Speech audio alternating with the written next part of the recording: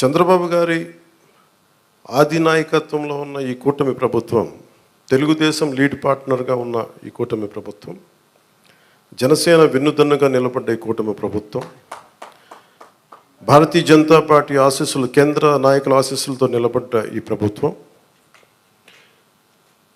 నువ్వు చప్పలు కూడా నచ్చింది, నువ్వే చప్పలు, మోదీ గారి చప్పలు కొట్టాలి మనం చేసిన కృషికి.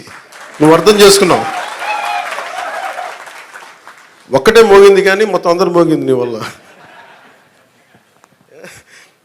అంటే ఇది వాలంటీర్స్ లేకపోతే పెన్షన్లు ఆగిపోతాయి, వాలంటీర్స్ లేకపోతే పెన్షన్లు ఆగిపోతాయి అని భయపెట్టేశారు అందరూ.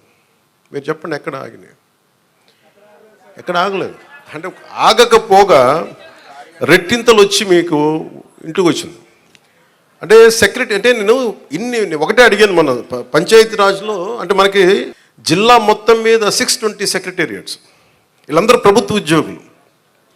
దాదాపు 6,000 మంది పైచిలుక అధికారులు, మనం టోటల్గా ప్రభుత్వ ఉద్యోగుల్ని మీ ఇంటికి వచ్చి మీకు డబ్బులు ఇస్తూ ఉన్నారు. వాలంటీర్స్ లేకపోతే ఎక్కడ ఆగినాయి చెప్పండి ఈ రోజున పెన్షన్స్? ఆగో. కానీ వాలంటీర్స్కి ఆల్టర్నేట్ ఎంప్లాయ్మెంట్ ఎలా ఇవ్వాలి అది మేము ఆలోచిస్తాం. అలాగే 620 సెక్రటేరియట్స్ మొత్తం మన కాకినాడ జిల్లా మొత్తం మీద. పిఠాపురంలో 120 సెక్రటేరియట్స్. ఒక్కొక్క సెక్రటేరియట్కి 10 మంది చొప్పున ఒక్కొక్క సెక్రటేరియట్కి.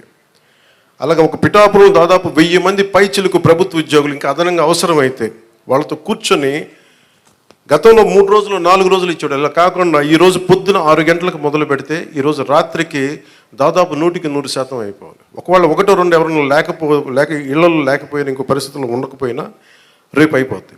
మ్యాక్సిమం రేపు మధ్యాహ్నంలోపు అయిపోవాలి. ఇది టార్గెట్ పెట్టుకున్నాం, దాని దిశగా వెళ్తున్నాం. అందుకని పొద్దున్న 6 గంటలకి ఈరోజు ప్రారంభం అయిపోయింది.